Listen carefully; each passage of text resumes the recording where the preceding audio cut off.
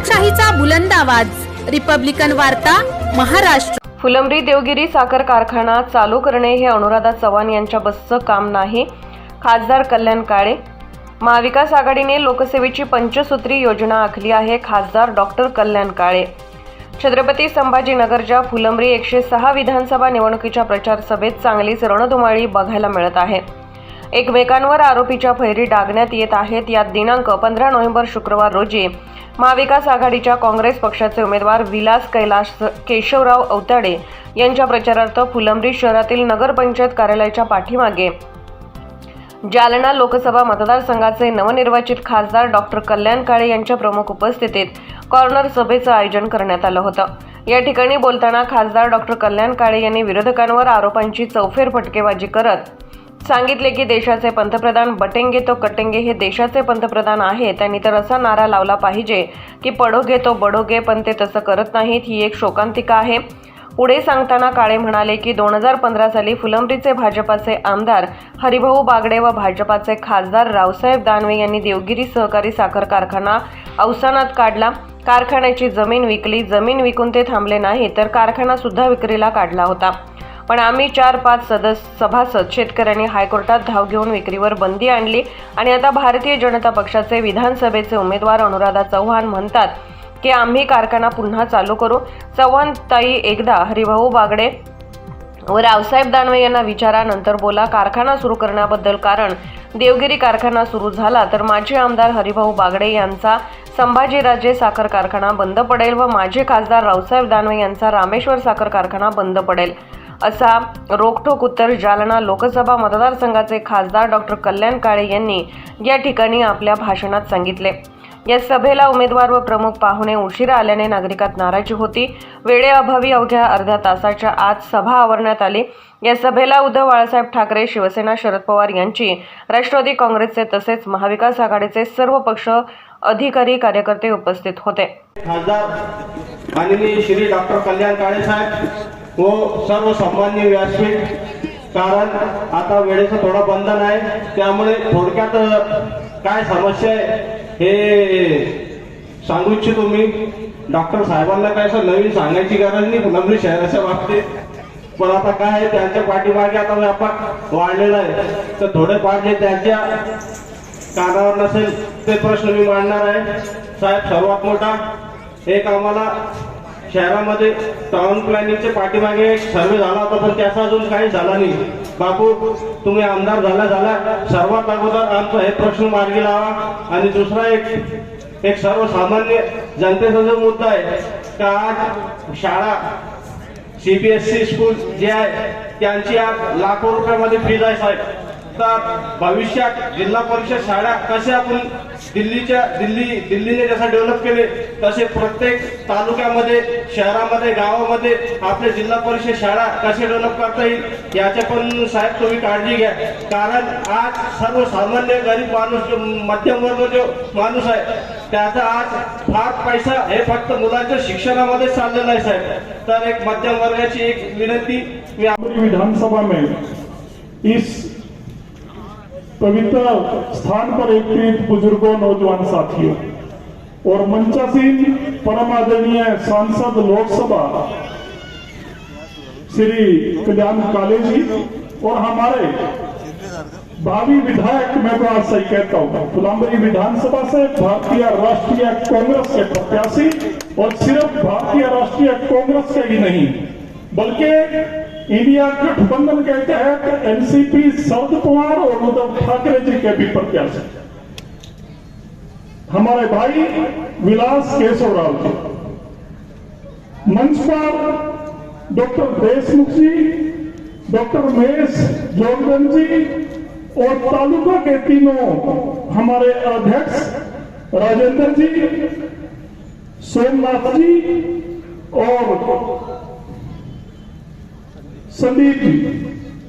साथियों, मैं विषय के ऊपर आता हूं। मैं भारतीय राष्ट्रीय कांग्रेस की तरफ से फुलंब्री विधानसभा का पर्यवेक्षक बनाकर पार्टी ने आपके मध्य में भेजा। चुनाव आपका है और आपके नेताओं का है। मैं वैसे हरियाणा से संबंध रखता हूं। हरियाणा में हमारी बनी बनाई सरकार गई है, थोड़ी सी लापरवाही के कारण। मैं ज्यादा लंबा नहीं बोलूंगा, मैं सिर्फ आपका ध्यान आकर्षित करना चाहता हूं। उसमें कमी हमारे प्रबंधन में भी रही होगी, लेकिन एक बात ईवीएम की आती है कि ईवीएम में गड़बड़ है, हम लोग बोलते हैं, मैं आपको बताता भी हूं क्योंकि मैं पार्टी का प्रवक्ता भी हूं। टीवी की डिबेट पे हम गोदी मीडिया में भारतीय जनता पार्टी को जब घेरते हैं तो हम तथ्यों के द्वारा साबित करते हैं कि ईवीएम में गड़बड़ कैसे है। पोलिंग बूथ के ऊपर फॉर्म 17 भरा जाता है, जो पोलिंग एजेंट होते हैं वो अपने साइन करते हैं।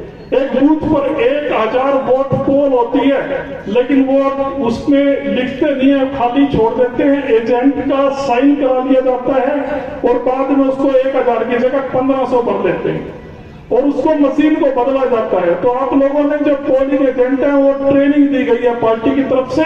सबसे पहली ये बात है कि जो फॉर्म 17 है वो पूरी तरह भरने के बाद और साइन करके उसकी कॉपी फोन में फोटो या हार्ड कॉपी की फोटो स्टेट आपने लेनी है, सबसे बड़ी बात ये है। और दूसरा, आपको कांग्रेस पार्टी को वोट क्यों देना चाहिए? साथियों, ये वो सरकार है जिसके तानाशाह नरेंद्र मोदी ने दिल्ली के बॉर्डरों पर 750 किसानों का खून ले लिया। 1.25 साल से अधिक समय तक किसान आंदोलन चला, 750 से ज्यादा किसानों की शहीदी हुई। तानाशाह नरेंद्र मोदी और उसके मंत्रिमंडल के किसी भी मंत्री ने, सरकार के किसी भी नुमाइंदे ने भूख से, मच्छरों से, बारिश से परेशान किसानों की सूद नहीं लेने की सोची। क्या मांग रहे थे किसान? भारतीय जनता पार्टी और नरेंद्र मोदी से एक एमएसपी का रेट मांग रहे थे, और जिसका वचन भारतीय राष्ट्रीय कांग्रेस और राहुल गांधी जी ने दिया है कि जिस दिन सरकार बनेगी किसानों को एमएसपी की कानूनन गारंटी दी जाएगी। किसानों के साथ साथ मैं सैनिकों पर आता हूं। पुलवामा में कांड हुआ, आज तक आरडीएक्स कहां से आया यह सरकार पता नहीं कर पाई। बात करते हैं भारत माता की रक्षा करने की और राष्ट्रभक्ति की। 70 से ज्यादा जवान शहीद हुए।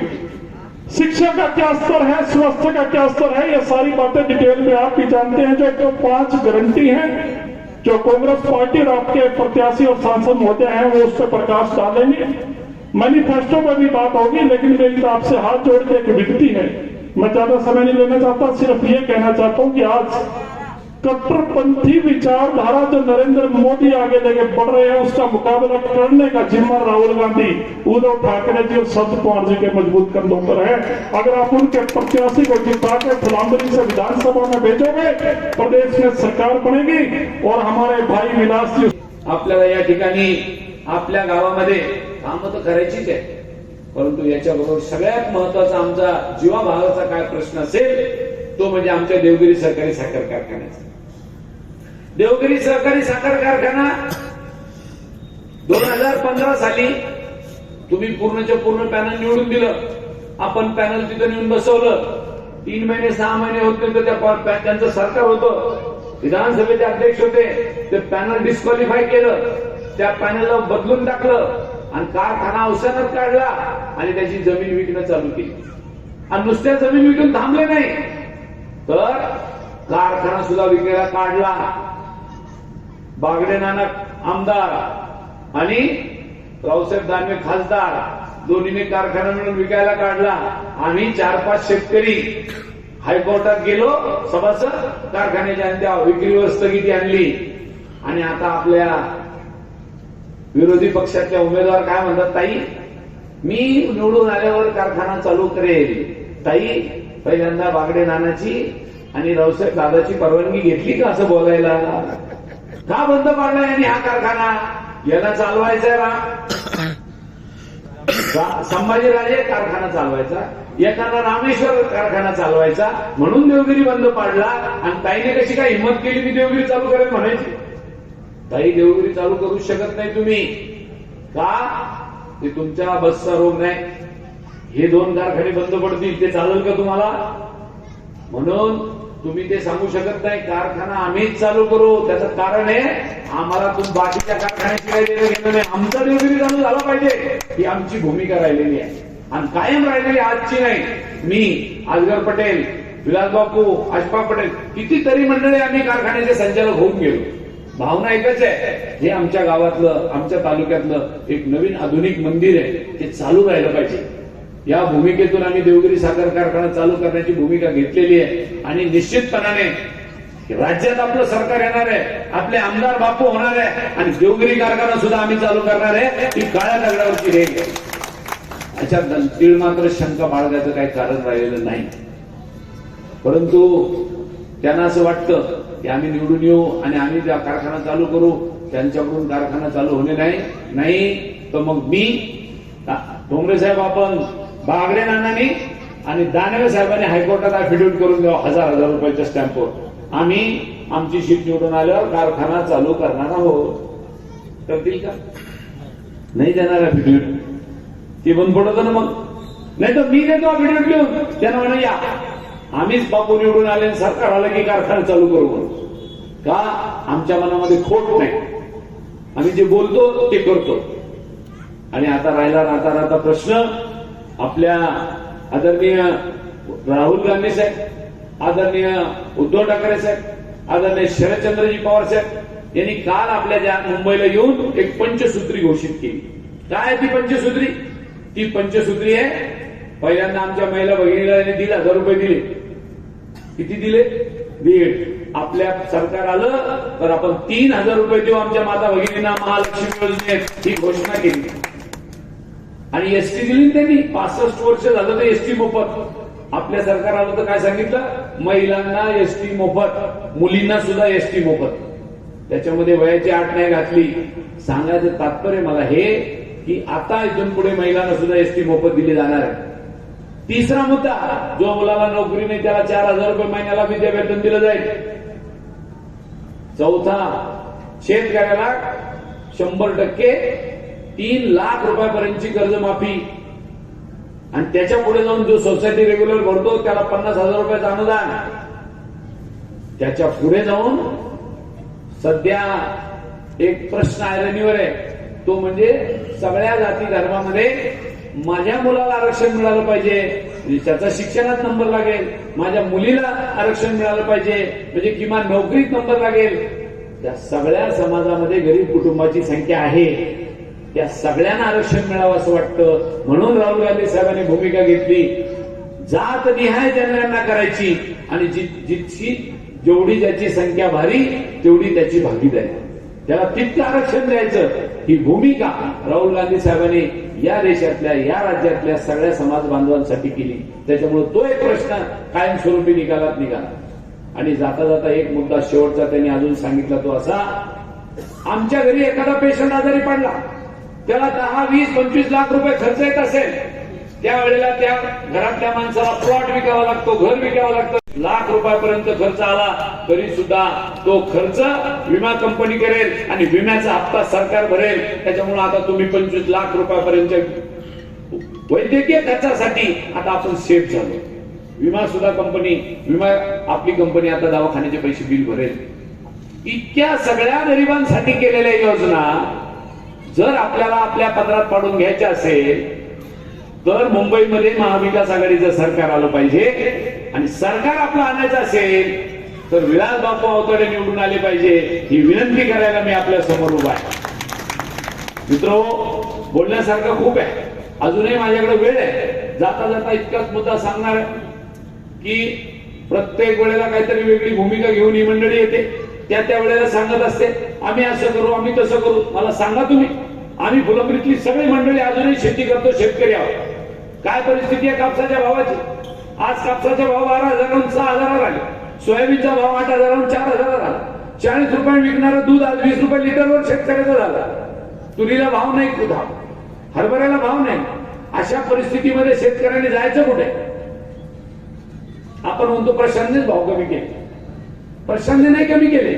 आपल्या देशामध्ये मोठ्या प्रमाणात पावडर थांबलं तरी सुद्धा परदेशातून पावडर आयात केली. आपल्या देशामध्ये मोठ्या प्रमाणात सोयाबीनचं तेल आयात केलं. आपल्या देशात मोठ्या प्रमाणात कापसाच्या गाठी आयात केल्या. म्हणून शेतीमालाचे भाव गडगडले. म्हणून खऱ्या अर्थाने आपल्याला अडचणीचा पाहत निर्माण झाला. म्हणून मित्रो, मला आपल्याला या ठिकाणी नम्रतेने आपल्याला सांगितलं पाहिजे, शेतकऱ्यांच्या बाबतीतला भाव आपल्या सरकारने काल उद्धव ठाकरे साहेब आले होते मराठवाडा सांस्कृतिक मंडळात. काय म्हटले ते? म्हणले आम्ही आपलं सरकार आल्यानंतर आपल्या राज्याला सुद्धा काही जास्तीचा भाव शेतकऱ्याला देता येईल का?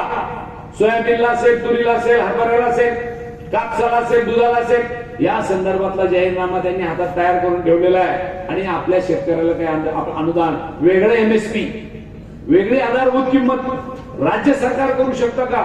याच्यावर विचार विनिमय आमचं सरकार करतंय. ही भूमिका काल उद्धव ठाकरे साहेबांनी महाविकास आघाडीच्या माध्यमातून आपल्याला सांगितलेली आहे. म्हणून शेतकऱ्यांचा जो जितका काही प्रश्न आहे तो सुद्धा आपण मार्गी लावायचं काम केलं.